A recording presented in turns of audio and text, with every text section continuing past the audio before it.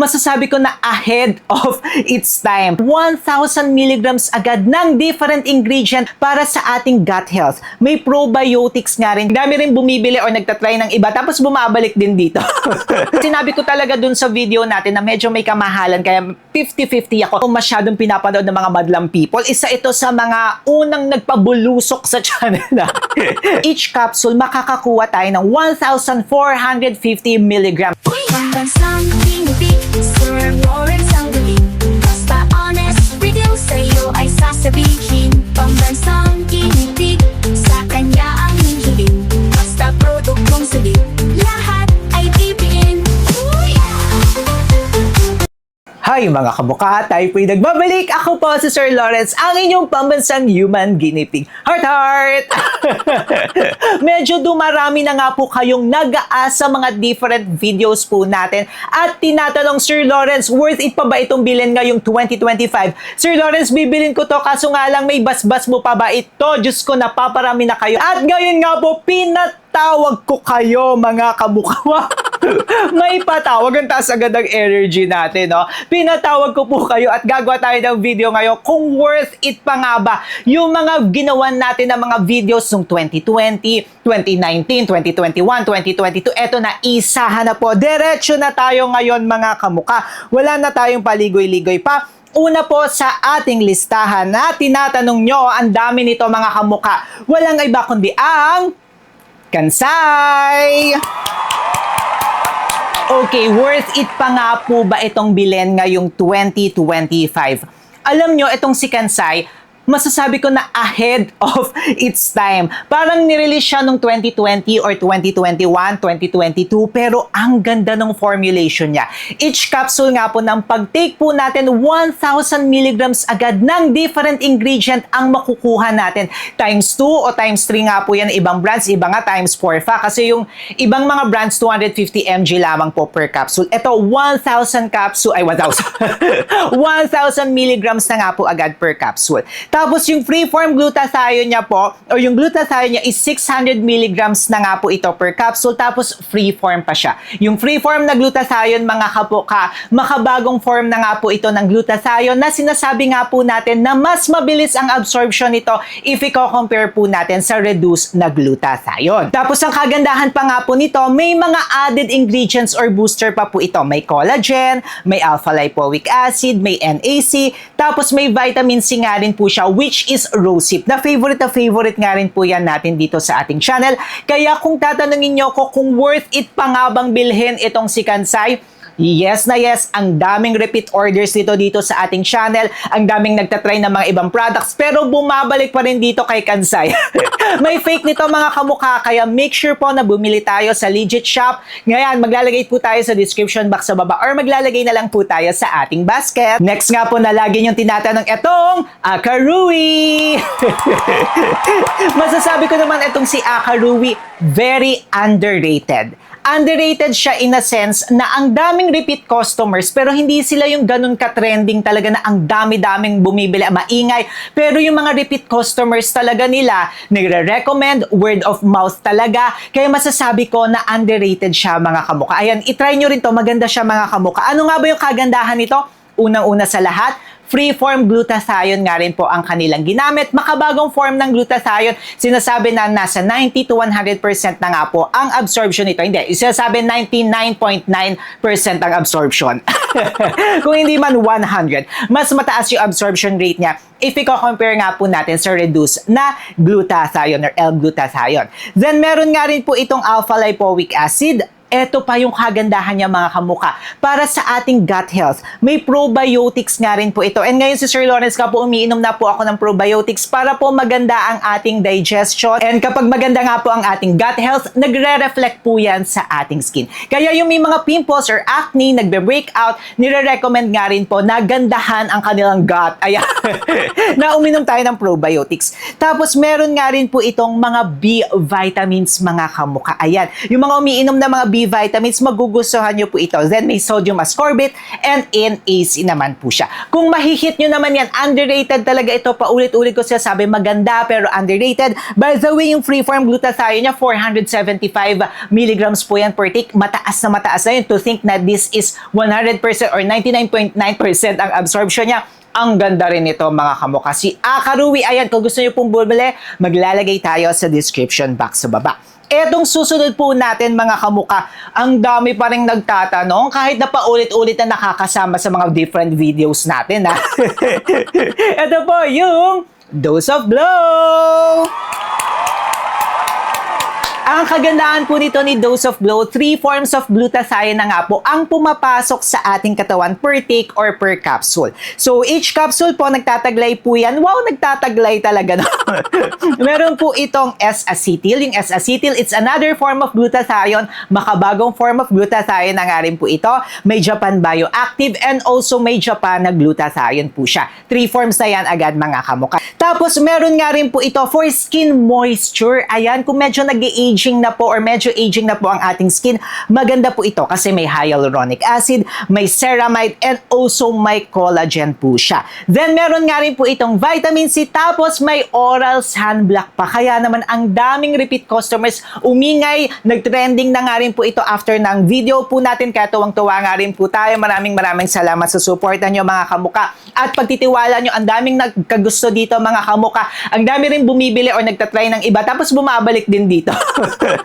Kaya kung tatanungin niyo ako kung worth it pa ba ito ngayon 2025, yes, okay na okay pa nga rin po ito ngayon 2025, si Dose of Glow. Next naman na tinatanong nyo sa ating channel, itong Bello Glutathione.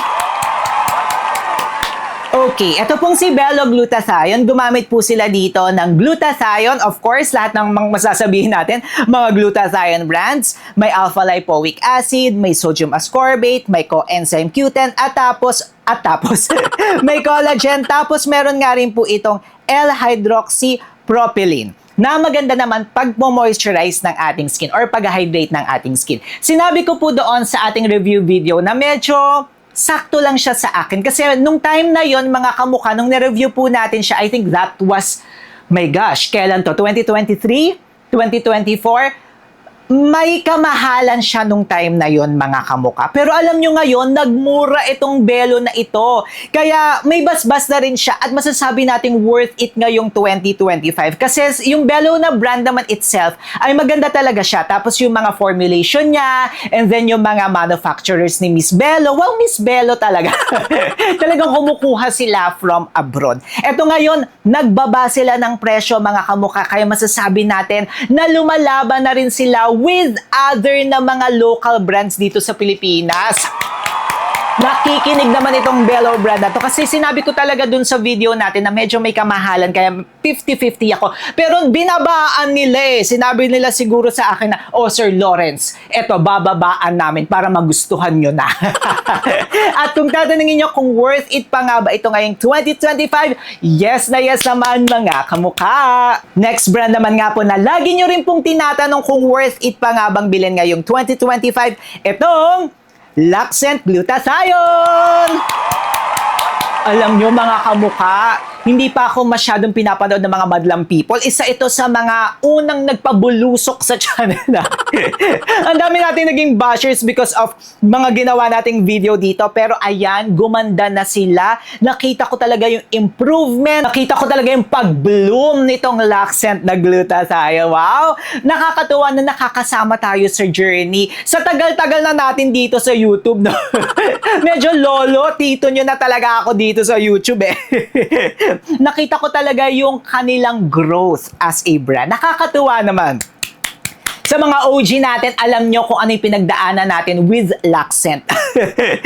Ang kagandahan nito ni Laxcent, each po ng pag-take po natin, makakakuha tayo agad ng reduced na L-glutathione na 500 mg. At dito nga po sa Pilipinas, sa FDA po, up to 500 mg nga lang po ang pwedeng ilagay ng brand per capsule na reduced na L-glutathione ha. Kaya tinodo na agad nila, nakakatuwa naman. Then, meron nga rin po itong alpha-lipoic acid na 250 mg. So, maganda nga rin po ito para sa ating kidney. And also, napapabilis nga rin po nito ang absorption ng other ingredients sa ating katawan like glutathione and also collagen.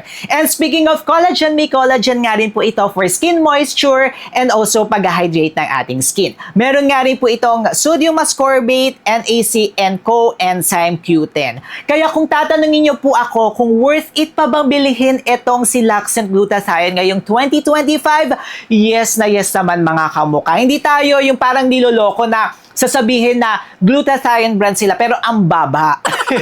Tapos reduced na glutathione pa yung ginamit, di ba? Hindi nga makabagong glutathione. Ito talagang for skin whitening, for moisture ng ating skin, antioxidant, 500 mg agad na L-glutathione. Kung hindi nyo kahiyang ibang forms ng glutathione like free-form, S-acetyl, liposomal, eto naman yan mga kamukha. Magugustuhan nyo po si Laxent Glutathione, and yes, worth it pa rin nga po itong bilhin ngayong 2025. Next brand naman nga po na lagi niyong tinatanong dito sa ating channel, ito ang Met!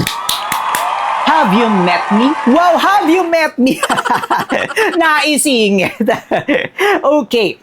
Each po ng pag-take po natin ito, reduced na L-glutathione, 500 mg ang taas niya agad. Tapos ang kakaiba dito mga kamukha, may mga nilagay sila na ingredients na hindi usual na makikita sa other brands or local brands dito sa Pilipinas. Kasi meron nga po itong olive oil, meron nga rin po itong fish oil, tapos last one, meron po itong vitamin E. And then each po ng pag-take po natin, each capsule, makakakuha tayo ng 1,450 mg. And this is FDA registered po or tinatawag niyo po na FDA approved. Ibig sabihin po niya, na-check po siya ng FDA. Ang taas nun, 1,450 mg. So gulat ako nung nakita ko, kaya pala ang daming repeat customers dito. Kaya ang daming nagtatanong sa atin kung worth it pa nga ba siyang bilhin ngayong 2025 kasi ang taas naman pala talaga. Pero yung price niya mga kamukha, medyo may kamahalan siya. Each po ng bottle nito is nagkakahalaga po ng 2,500 pesos. So if you will be asking me, nako-compensate naman nga po yung taas ng milligram content with the price. Kasi may mga ibang brands nga po tayo na kunyari 2,000 pesos, pero 500 milligrams lang per capsule. Ito naman pong si Met, kaya naiintindihan ko rin yung mga customers na iba. 1,450 milligrams per capsule siya. Ang taas na nun mga kamuka. So worth it ba siya? Yes, if you have the budget, worth it pa rin siyang bilhin ngayong 2025. But if medyo low po ang inyong budget, glutang ina kayo. Glutang ina. Yung glutang ina po medyo tight ang kanilang budget. Medyo hindi nyo po ito magugustuhan or hindi nyo po siya ma-maintain. Kasi kailangan nga po talaga maintenance yung mga ganito mga kamuka. So again, may specific target audience po itong si Met. Kapag kayo po yung specific target audience niya, yes, pwede pa rin po siya ngayong 2025. Pero kung nga kayo nga po ay tight ang budget nyo, glutang ina kayo, medyo hindi ko siya marirecommend sa inyo, mga kamuka. Kayo, mga kamuka, ano sa mga nabanggit natin na mga brand ang tinitake nyo until now? Wow, English!